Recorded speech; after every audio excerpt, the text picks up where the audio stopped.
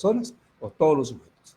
Pero digo, pero por la formación que estamos teniendo nosotros, desde hoy yo les pido, les dejo claro que debemos de cambiar nuestro lenguaje jurídico, nuestro léxico jurídico, jóvenes. Hablar ya como estudiantes de derecho, estudiosos del derecho, futuros profesionales del derecho.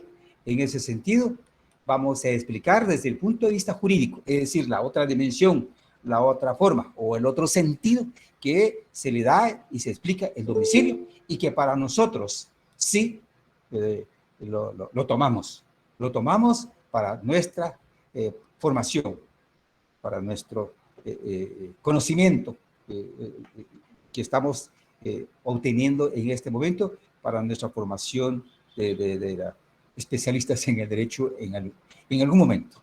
Y eso es el que se espera y yo espero que se cumpla el deseo de ustedes. Bueno, entonces, en la explicación anterior, desde el punto de vista jurídico, no es aceptable. Por lo tanto, lo vamos a explicar en este sentido. El domicilio, ¿cómo se entiende desde el punto de vista jurídico? Está fundamentado teóricamente, pero desde ahorita nos vamos a ir a la ley. Nuestra ley es reflejo de la doctrina, ¿no? Bueno, ¿cómo explica o cómo se explica el concepto domicilio como atributo de una persona para nosotros desde este momento? Y así podemos explicar. Así debemos explicar, entender, jóvenes, que se refiere a la circunscripción territorial dentro del cual la persona jurídica, individual o colectiva, ¿va?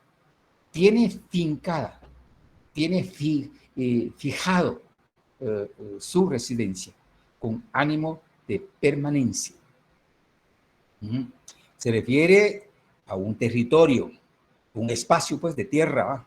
Donde se ubica la persona jurídica, con capacidades, ¿verdad?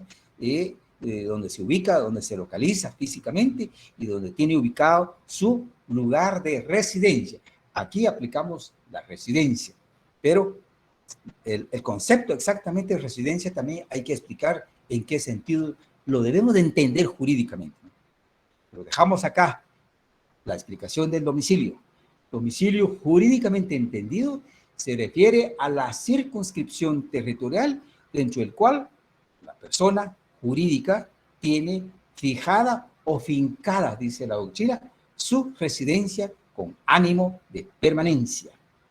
¿Ya? Con ánimo de permanecer. Que hay dos aspectos, dos conceptos subjetivos. El ánimo, el sentimiento de la persona de ubicarse físicamente en ese espacio territorial. Desde aquí, yo quisiera pedirles el favor, su apoyo, jóvenes. Además, ya hablé mucho ya de clase en la otra sección.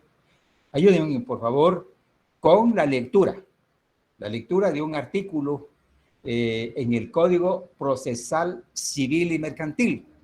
Es una lectura rápida que hacemos solo con el hecho de obtener la ampliación o la ubicación de la explicación del término domicilio desde el punto de vista legal en nuestro sistema. ¿Estamos? ¿Puede alguien intervenir leyendo? Yo, licenciado. Hágame el favor, Melis. ¿Qué dice el artículo 12? Artículo 12. Competencia por razón del domicilio.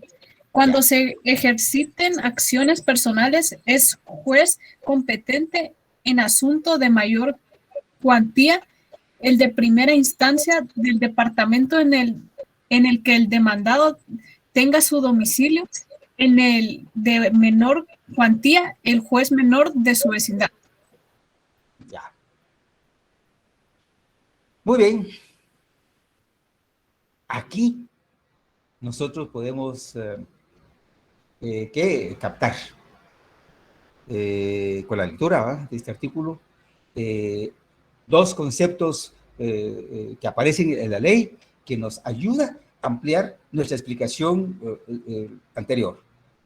El domicilio, que se refiere a la circunscripción territorial, para nuestra legislación, jóvenes, claro que el artículo 12 es del Código Procesal Civil y Mercantil, es una actuación ya concreta de una demanda, de una acción judicial ante un juez tiene que conocer, etcétera.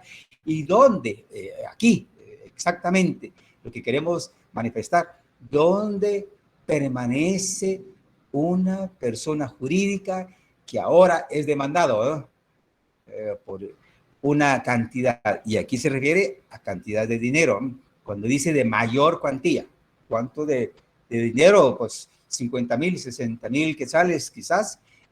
Si es así, pues entonces eso la demanda hay que plantear ante un juez de primera instancia del departamento. Aquí viene la primera palabra que nos amplía, departamento, donde está ubicado el domicilio de la persona. Por lo tanto, nosotros podemos decir y agregarlo con lo dicho anteriormente.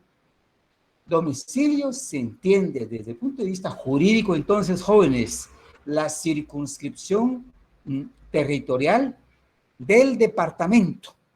¿Estamos? Del departamento donde se localiza o donde permanece una persona. ¿Ya?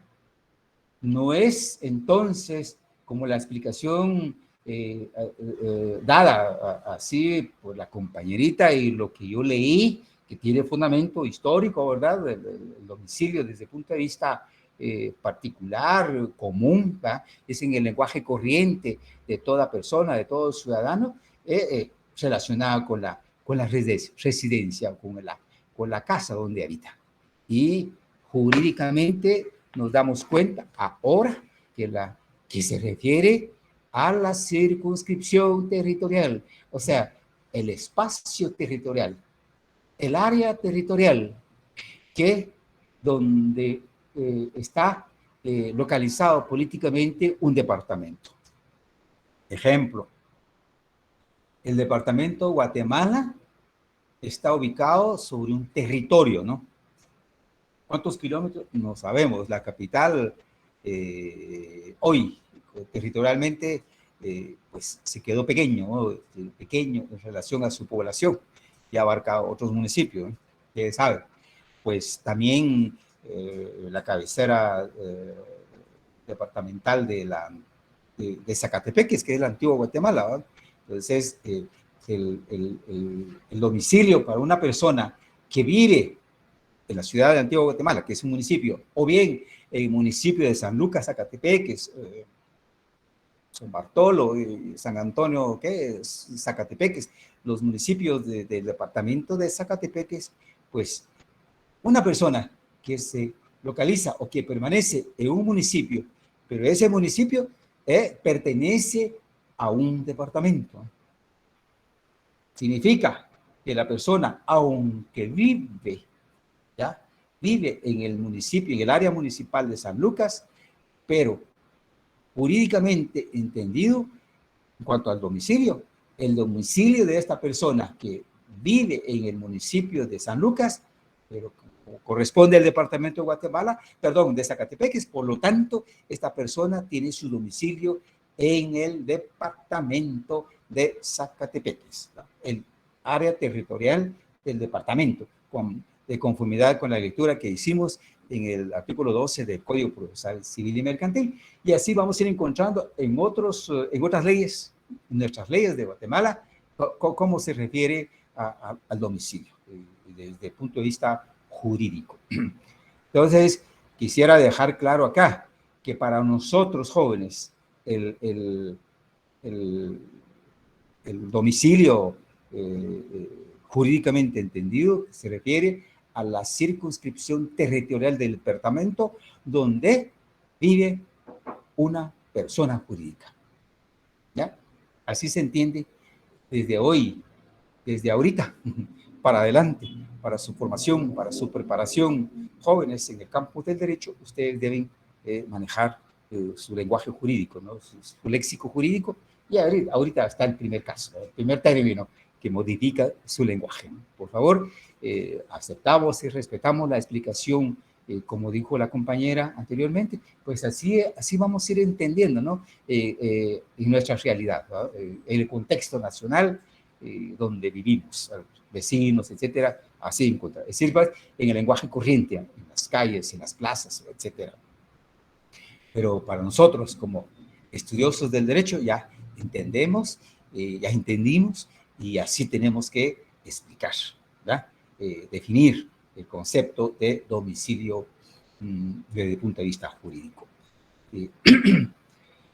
Ahora, como tenemos que ser analíticos, tenemos que ver un poco, por favor, los elementos que constituye o que integran el concepto de domicilio, ¿sí? El domicilio, aquí, la definición que acabamos de manifestar, hablamos de varios conceptos, ¿no? Y ahora vamos a ir clasificando. Acá hay un elemento subjetivo, es decir, el primer elemento que integra el concepto de domicilio es de carácter subjetivo. ¿Y qué significa eso, no? Tenemos que ver, jóvenes, tenemos que tener en cuenta el ánimo de permanencia en el lugar, o sea, el deseo, la intención de una persona jurídica, física o individual de permanecer en un territorio, ¿ya? En un área territorial, aldea, caserío, que pertenece a un municipio, y ese municipio pertenece a un departamento. Aunque viva la persona en un caserío, en una finca, por ejemplo, pero ahí está, eso pertenece, esa forma parte de un departamento, y por lo tanto el domicilio, entendido jurídicamente, es del departamento de Zacatepeques, por ejemplo, el departamento de Escuintla, por ejemplo, ¿sí?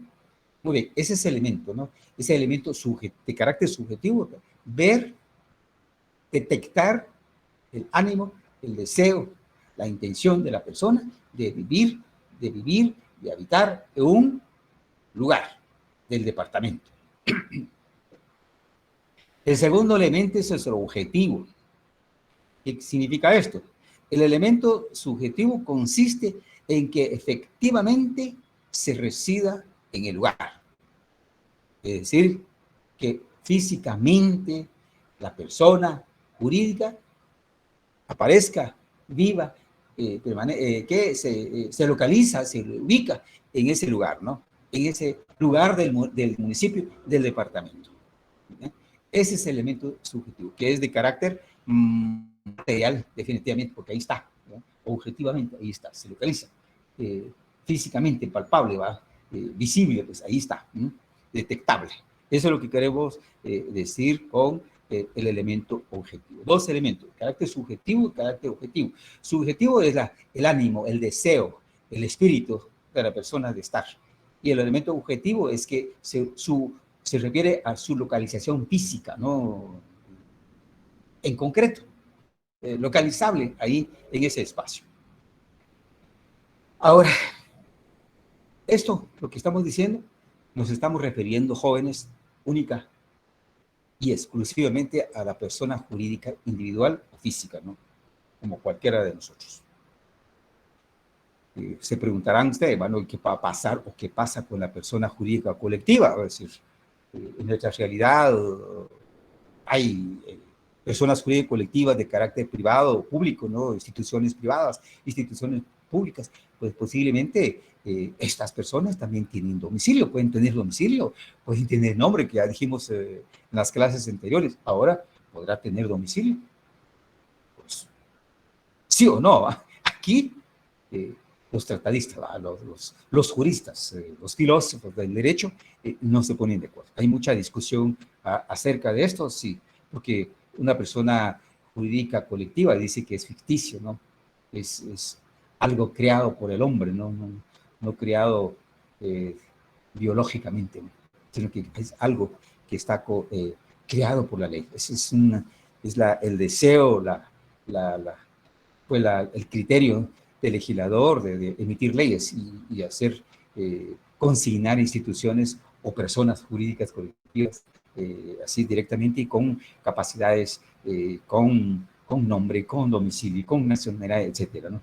Entonces, estos no se han puesto de acuerdo, pero nosotros encontramos su fundamentación, porque hay teorías eclécticas y nuestra legislación, jóvenes, realmente se sustenta con teorías eclécticas, ¿no?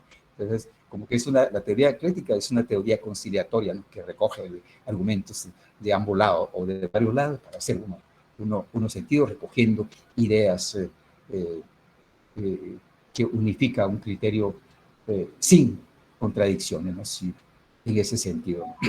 Bueno, dicho así, vamos a continuar siempre con aspectos dirigidos a la persona jurídica individual. Veamos un poco ahora clases de domicilio. Esto es fundamental, jóvenes, porque la legislación nuestra recoge para muchas situaciones concretas que se dan en la vida real y ustedes como futuros abogados se van a dar cuenta de estas posibilidades de que aparece en su oficina, sobre su escritorio, en una demanda, plantear una demanda o una acción judicial en contra de persona individual o persona jurídica colectiva, etcétera, pero se van a aparecer. Entonces, por eso es que hacemos el análisis en tal sentido. Clases de domicilio, doctrina y legislación, dije. En primer lugar, ubicamos al grupo domicilio legal. Por ahí queremos explicar cómo se localizan los domicilios desde el punto de vista legal. Es decir, cuando digo legal, están establecidos en las leyes, ¿no? El Código Civil nuestro es y Código Procesal Civil y otras leyes que mencioné, ahí vamos a encontrar esta explicación o fundamentación.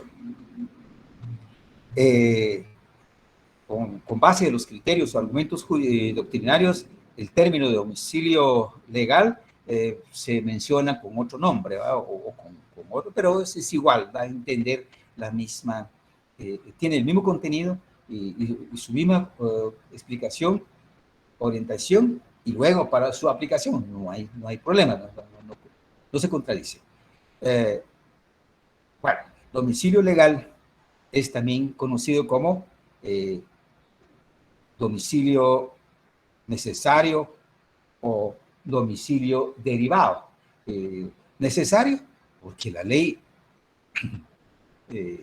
establece un criterio y una forma, ¿no? Para ubicar a la persona jurídica. Derivado, pues un domicilio determinado por la legislación, pues, o sea que se deriva de la ley, la misma ley crea, establece, ¿no? Y esto es se conoce entonces con el nombre único para nosotros como domicilio legal. Es el que fija la ley, por supuesto, para el cumplimiento de derechos y cumplimiento de obligaciones, aunque de hecho la persona no esté presente ahí, en ese lugar, ¿verdad? Donde se supone que se encuentra, se supone que permanece en forma continua, ¿no? Fija.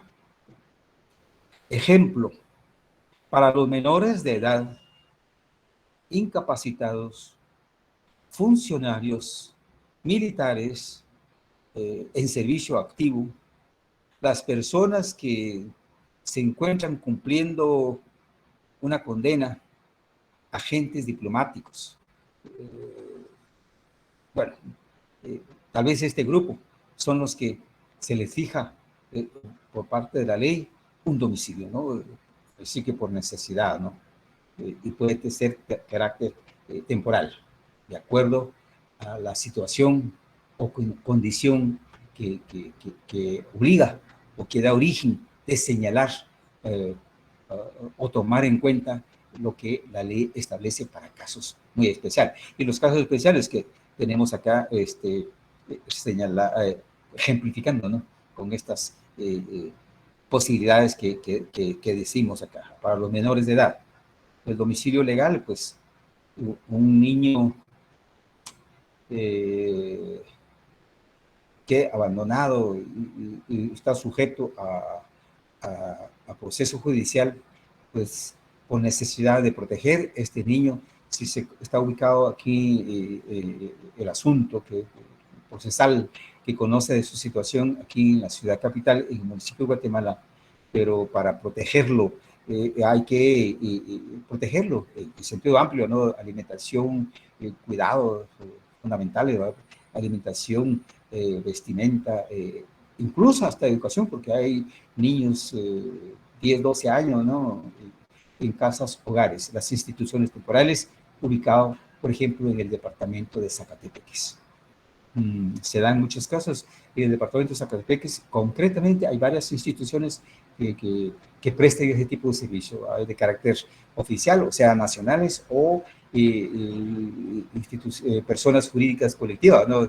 Que prestan servicio gratuito de protección, ¿no? Que son ONGs especializadas. Entonces, ese niño, si está ubicado allá por Santa Lucía, Milpas Altas, este municipio ubicado allá en el departamento de Zacatepeques, hay un hogar temporal. Si el niño está allá, pues definitivamente este niño tiene su domicilio legal en el departamento de Zacatepeques, ¿no? Eso es lo que explicamos cuando consignamos y mencionamos acá en caso de menores de edad. Dijimos de los incapacitados legalmente declarados como incapaces a través de la interdicción, que dijimos, el estado de interdicción, dijimos la última clase que tuvimos, ¿no? Aquí tiene que tener un representante legal, ¿no? Y ese incapacitado, ¿dónde está ubicado? Pues si está internado en un centro de rehabilitación u hospital psiquiátrico, pues definitivamente ahí tendrá ubicado su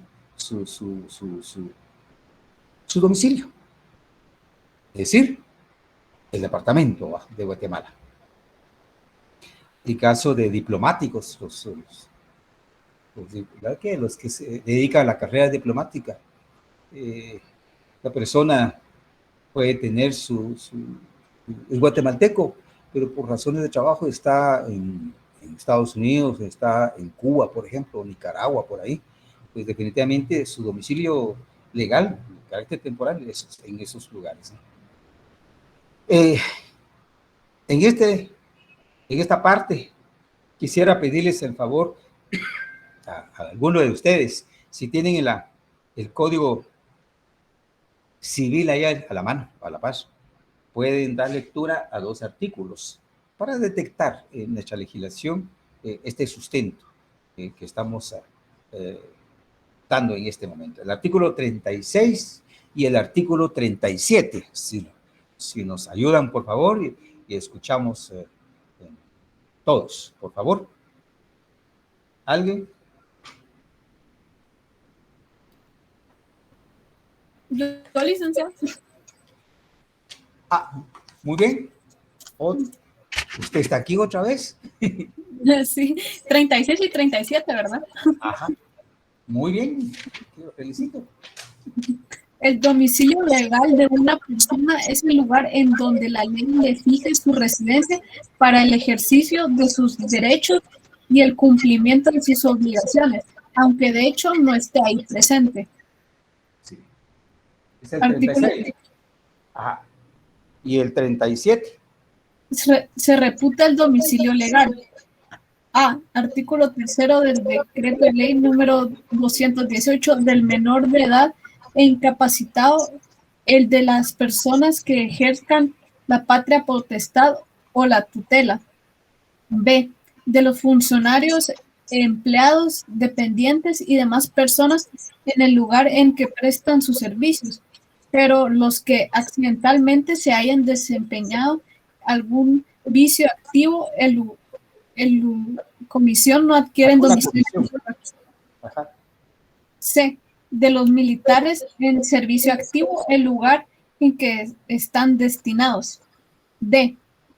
De los que se hallen extinguiendo una condena, el lugar donde la extinguen, por lo que le toca a las relaciones jurídicas posteriores a ella. En cuanto a las anteriores, conservarán el último que hayan tenido. E. De los agentes diplomáticos guatemaltecos residentes en el extranjero por razón de su cargo, el último domicilio que tenían en el territorio nacional.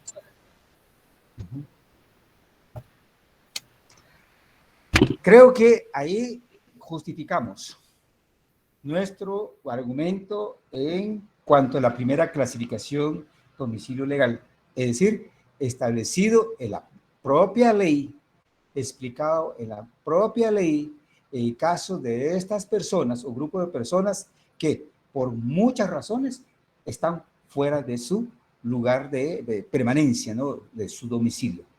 Aquí la ley lo clasifica en ese sentido.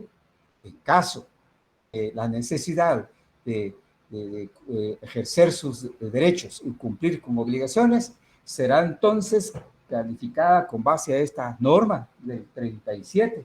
El caso de los militares que decíamos, que ellos se van, ¿qué? Internamente, si es de la si el militar es originario del municipio de Guatemala, consecuentemente del municipio del departamento de Guatemala, pero por razones de servicio está en el Petén, departamento de Petén, pero físicamente está ubicado el cuartel o la institución donde está, es en el municipio de Sayaché, por ejemplo, ¿no? Cualquiera de los municipios del departamento de Petén, pues ahí estará ubicado entonces su domicilio, ¿no? De los menores de edad que dijimos, de las instituciones protectoras, es la tutela, ¿verdad? Y si los niños, para poder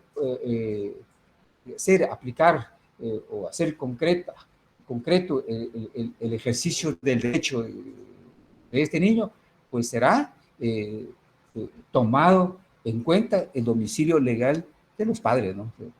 O uno de los padres que ejerce la patria potestad como representante. ¿Verdad, jóvenes?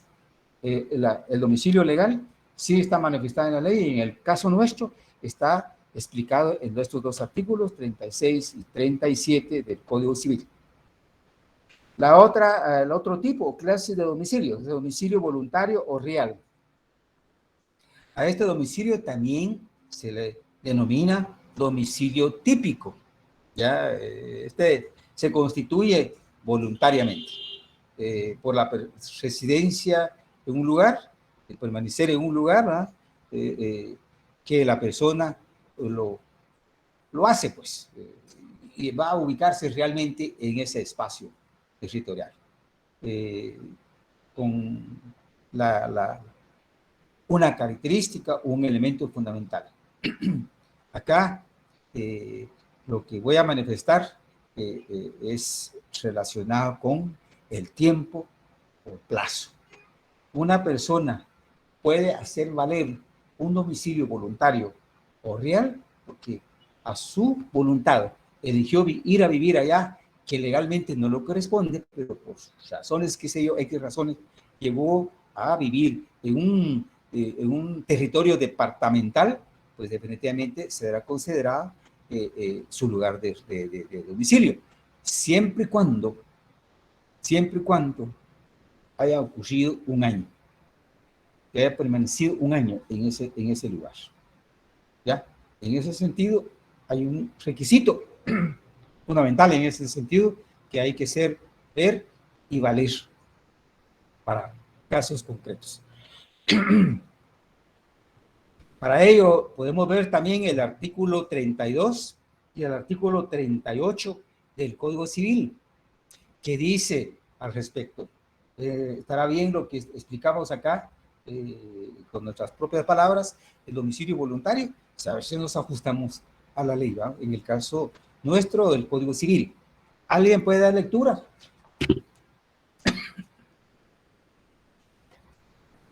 El Código Civil.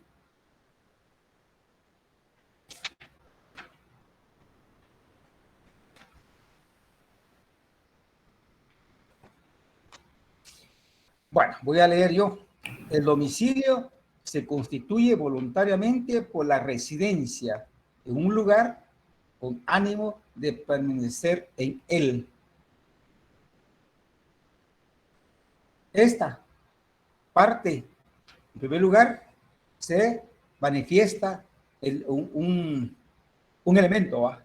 Elemento subjetivo, en un ánimo de permanecer en ese lugar, ¿no? Esta es lo que se constituye por o se explica la residencia voluntaria, es decir, a voluntad de la persona, pero que debe manifestar su voluntad, su consentimiento, digámosle, ¿no? De permanecer en ese lugar. Ahora, el 38.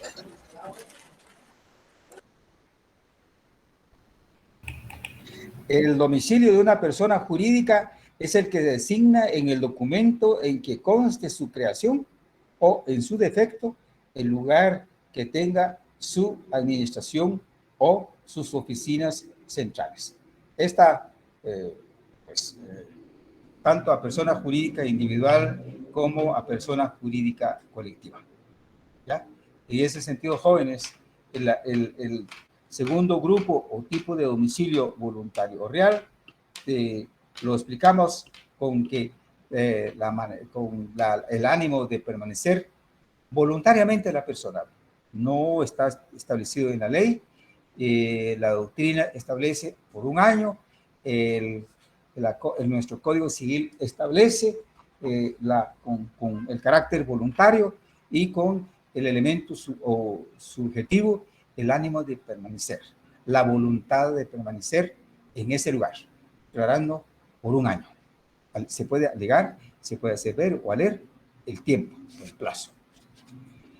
El tercer grupo o clase de domicilio es el domicilio especial o de elección. También se le denomina domicilio electivo o contractual.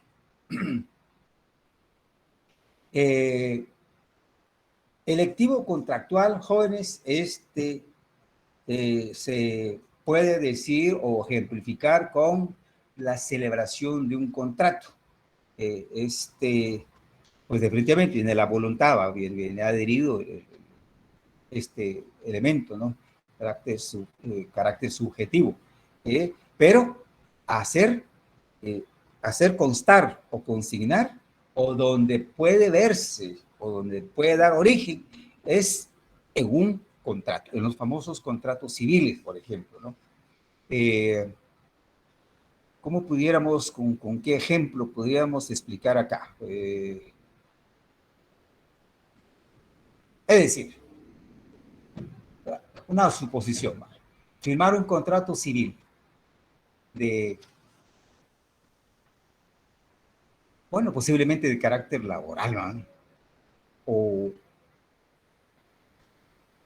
sí, de carácter laboral, podemos decir. Por ejemplo, una persona vive en el departamento de Guatemala.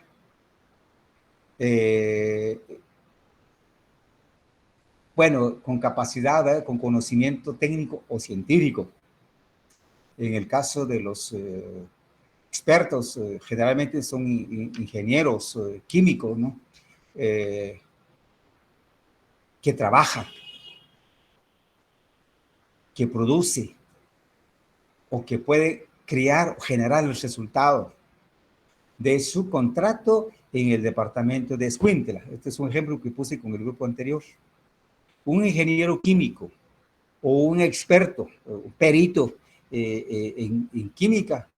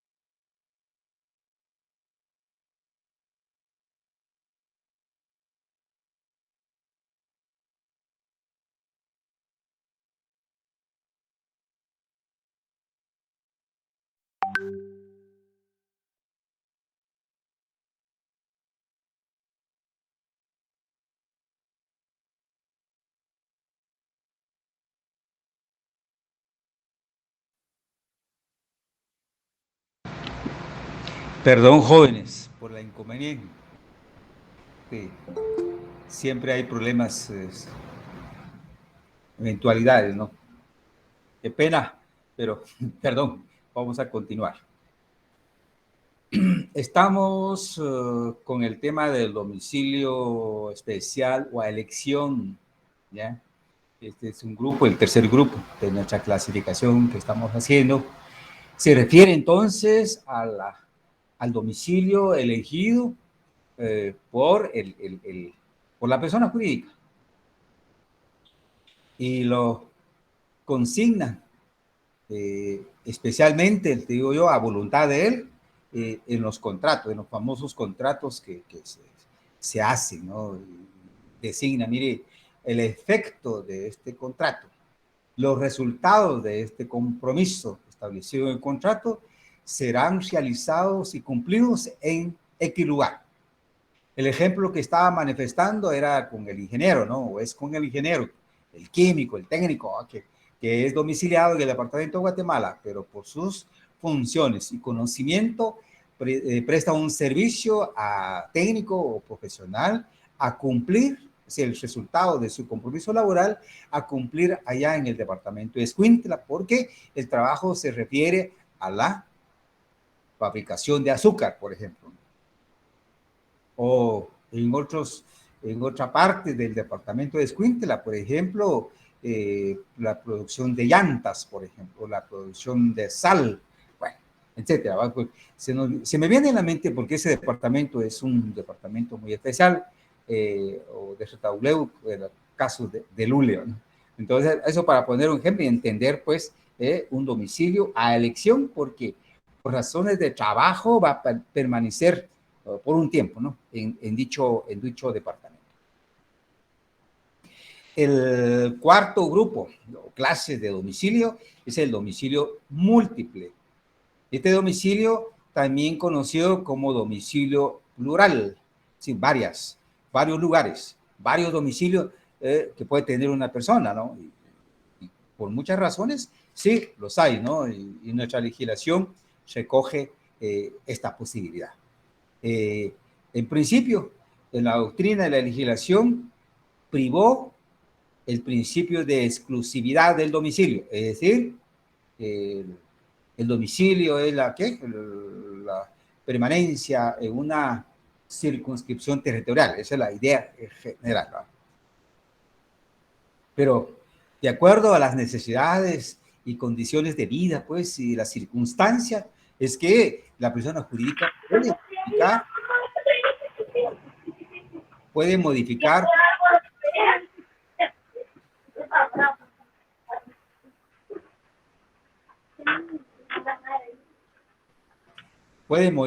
su lugar de ubicación, su lugar de permanencia. En ese sentido, entonces, puede vivir, una persona puede vivir en varios departamentos, en varios países, ya, Guatemala, México, qué sé yo, una empresa de vehículos, por ejemplo, pongamos el ejemplo, jóvenes, la fábrica de vehículos japonesa. Su casa, su origen está en Japón, pero puede tener un lugar en México para ensamble de vehículos y puede tener en Panamá la venta de vehículos, etcétera. Entonces, una persona puede estar en Japón, puede estar en México, puede estar en Panamá, por ejemplo. Entonces, a varios lugares. Ese es el carácter internacional. Como también parte internamente puede estar en 2, 3 departamentos por razones muy especiales, ¿verdad? Eso se llama entonces domicilio múltiple. Por favor, el artículo 34 del Código Civil siempre, que nos dice al respecto. Voy a leer yo porque ya me di cuenta que no quieren intervenir ustedes de esta sección. Pero escuchen, si una persona vive alternativamente o tiene ocupaciones habituales en varios lugares, se considera domiciliada en cualquiera de ellos, Pero si se trata de actos que tienen relación especial con un lugar determinado, este será el domicilio de la persona. Bueno, dos situaciones. Primero, una persona puede tener varios lugares, ¿no? Varios domicilios, de manera alterna, como decía, para estar allá por razón de trabajo, en un lugar, en un país, etcétera, ¿no?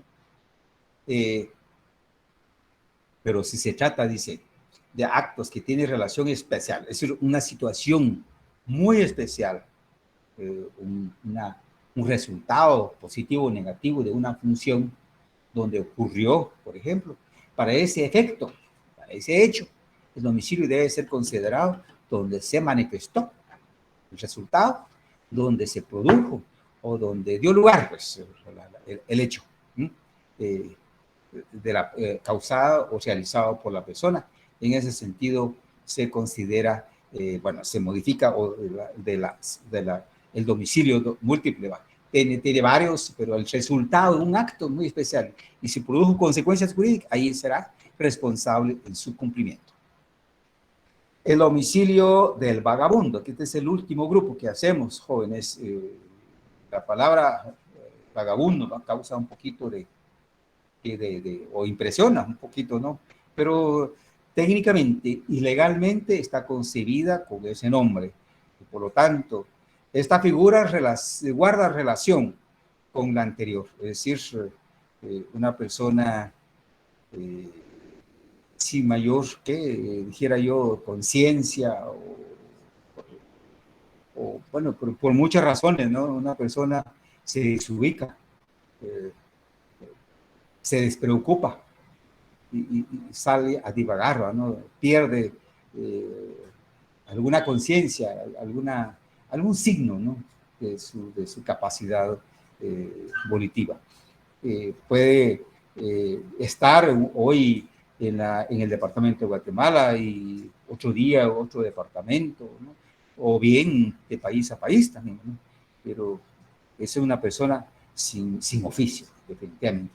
Decía el grupo anterior, yo considero, por ejemplo, una persona, tal vez no por enfermedad mental, ¿no?, permanente o temporal, no, porque para eso tiene que estar hecha una declaración judicial, como dijimos en su momento, para declarar la incapacidad en este caso, ¿no? No, esta persona sí tiene capacidades volitivas, pero que por ciertas situaciones y condiciones de su estado anímico, su espíritu, ¿no?, débil, X y razón, es que la persona no tiene esa voluntad de permanecer físicamente en un solo lugar.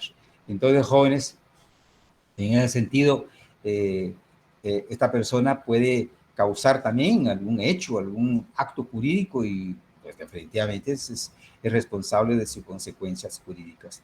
Entonces, explicando esta doctrina, dijimos que está relacionada con el domicilio múltiple, ¿verdad?, anteriormente manifestada por razones prácticas y determinar una sede jurídica para el cumplimiento de sus obligaciones.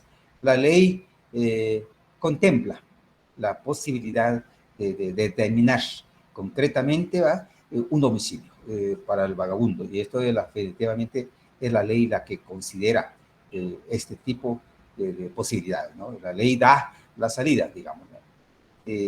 Ejemplo que ponemos del vagabundo, podemos hablar de propiamente de los vagabundos, pero también hay grupos nómadas, que viven en grupo, en familia, y los gitanos, es un grupo étnico de Europa, se dan. En nuestra realidad jurídica en Guatemala no conocemos de grupos gitanos, aquí no hay grupos familiares que vengan y que vivan en un lugar temporalmente, ¿no? Estas realidades o estos asuntos no se dan aquí en Guatemala. Pero si se diera, definitivamente la ley lo contempla en ese sentido, jóvenes. Ver el artículo 40 del Código Civil también para este tipo de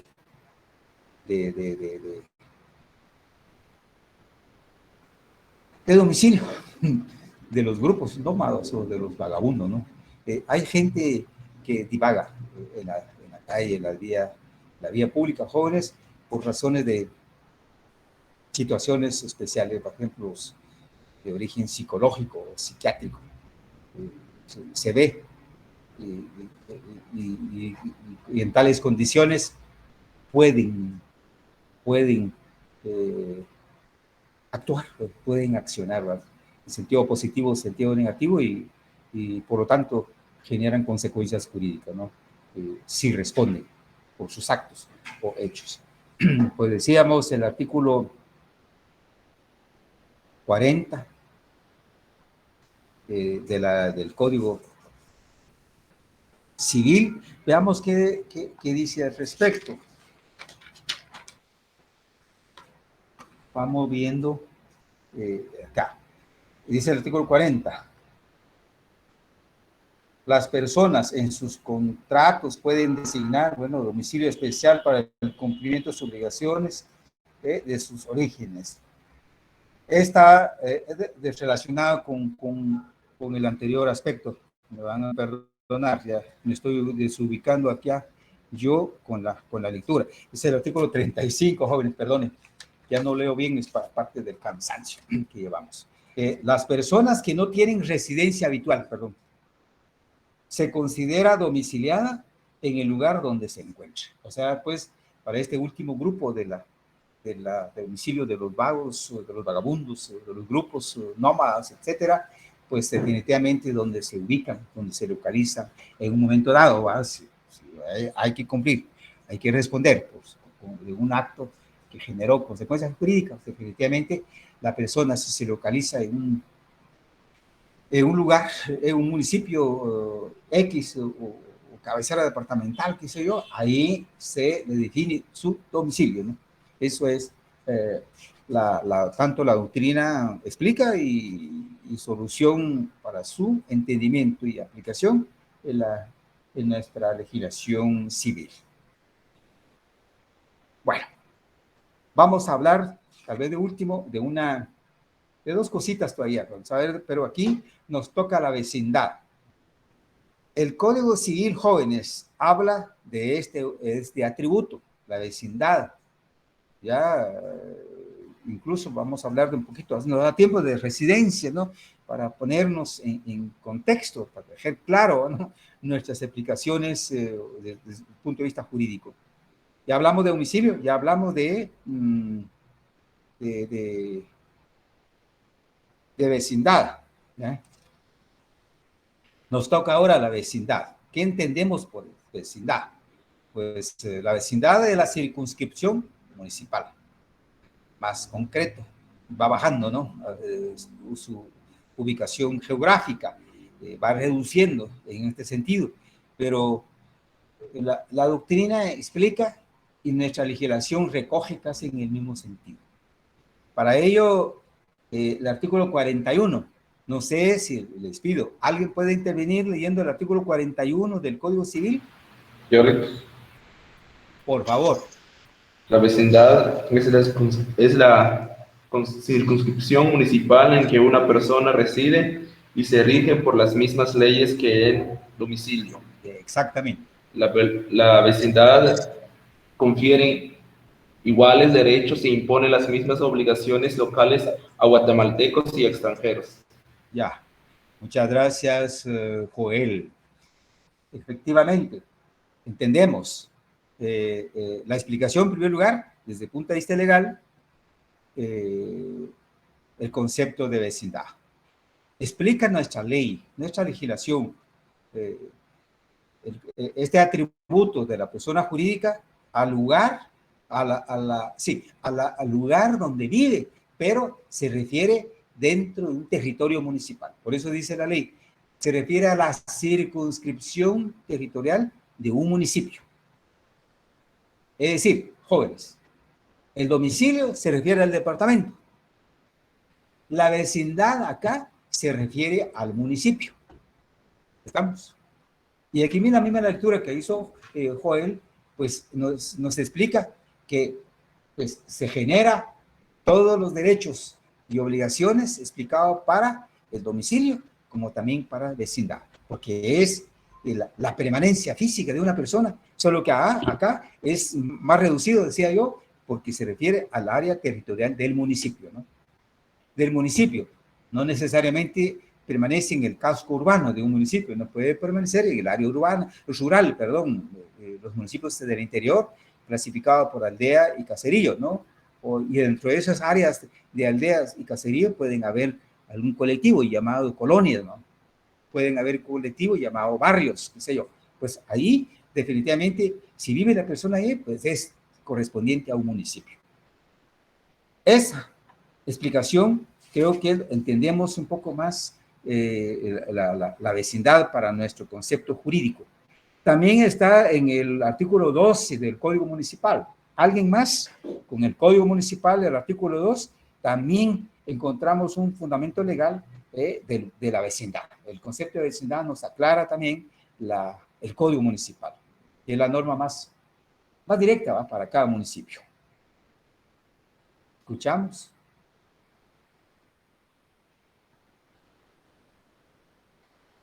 Bueno, el artículo 12 del Código Municipal establece igual jóvenes, escuchen, es la circunscripción municipal en la que reside una persona individual. El mismo sentido, ¿no? Se refiere a la circunscripción territorial de ese municipio. Así lo concibe, así lo establece legalmente el Código Municipal. O sea, igual coincide con el Código Civil. ¿Estamos? Cerramos ahí nuestra explicación con vecindad. Vecindad se refiere a la permanencia de una persona en un territorio municipal, un área territorial del municipio X. Si vive una aldea, un caserío, una colonia, un barrio del municipio de San Lucas, Zacatepeques, del departamento de Guatemala, o sea, vecino del municipio de San Lucas, domicilio del departamento de Zacatepeques. Vamos. Vamos viendo ahora la residencia, el otro concepto, ¿no? Y casas de habitación. Estas dos categorías, jóvenes, son utilizados como sinónimos, aún por la legislación. Sin embargo, sus significados son diferentes. Porque la residencia, doctrinariamente, se refiere a la estancia prolongada, ¿no?, permanente, fija, ¿va?, en un lugar, la cual lleva implícita la habitación o el deseo de habitar o de estar en un lugar con intención de establecerse de modo permanente, ¿ya?, donde pueda adquirir derechos y cumplir sus obligaciones, pero esta es dentro de un espacio más pequeño.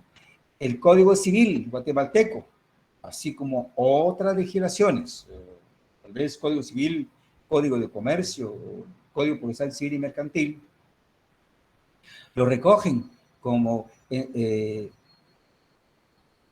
una función, ¿sí? Regula en función de ser un elemento del domicilio, pero la casa de habitación es un espacio físico. Es decir, aquí hay un poquito de contradicción, ¿verdad?, que hay que comparar e ir entendiendo sus elementos que integran. El Código Civil nos establece entonces con claridad que es un espacio físico, la morada donde se habita o reside la persona, identificada generalmente con una nomenclatura municipal. En los actuales momentos o la realidad actual de muchos municipios, así están clasificados, ¿no?, para efectos de control tipo fiscal, más que todo, ¿no? Pero así está, es decir, manifestada hoy la realidad de la residencia. ¿Cómo debemos entender la residencia? Pues en pocas palabras, es el lugar de habitación permanente, solo o con familia. Es un espacio más pequeño, ¿no? De carácter privado, jóvenes, de carácter particular de la persona, ¿no? Identificado con un número, decía yo, dentro de un colectivo, ¿no? Eso definitivamente entendemos entonces por residencia. Domicilio, vecindad, residencia. Domicilio es el departamento, vecindad es el municipio, residencia es el área habitacional de la persona de manera privada, ¿no? O particular. Eso podríamos decir con este último, para entender qué es residencia. Vamos a terminar con patrimonio, jóvenes. El patrimonio es otro atributo de la persona. El patrimonio, pues,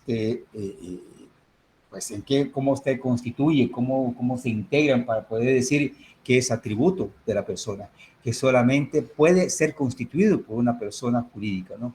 Pues el patrimonio, jóvenes, no es más que otra cosa, está representado por el conjunto de bienes materiales o reales. Por ejemplo, propiedades sobre bienes inmuebles, ¿no? Sobre bienes muebles. Y bienes muebles, pues quizás está integrado por muchos objetos, ¿no? Yo diría un bien mueble, un vehículo, joyas, dinero en efectivo, etcétera.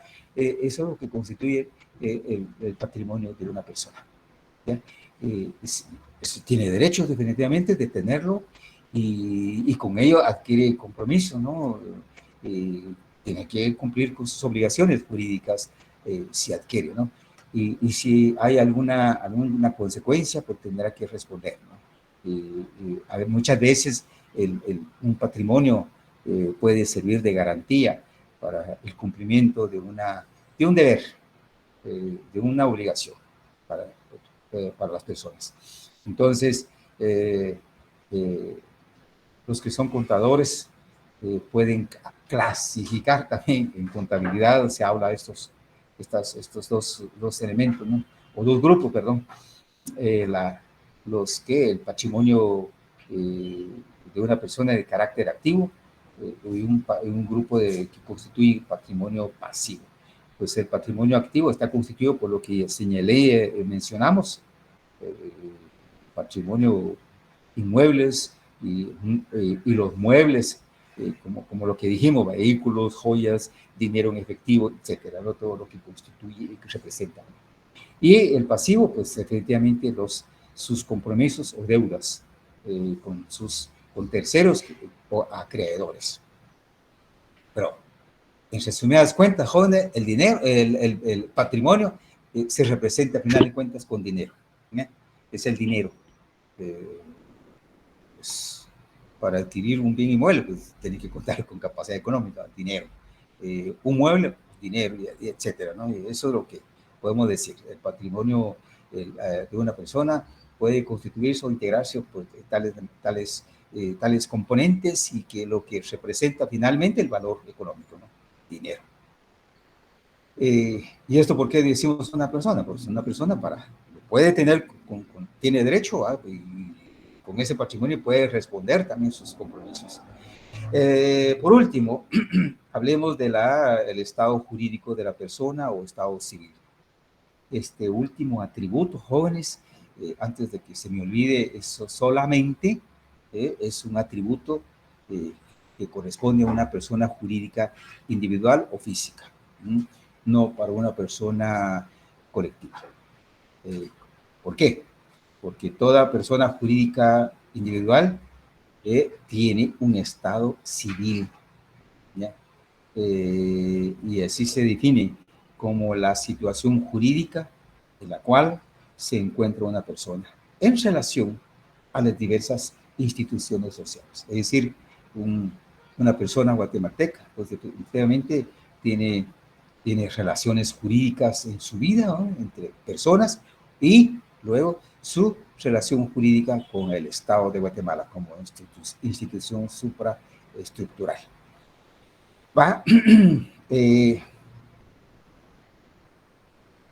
La explicación o queremos descifrar el estado civil de las personas, lo hacemos desde tres dimensiones, con tres sentidos, ¿no?, de explicación. Primero, en relación con la familia. Una persona acá puede manifestar su estado jurídico o estado civil diciendo que es una persona civil en ese estado institucional. Es casado en esta persona.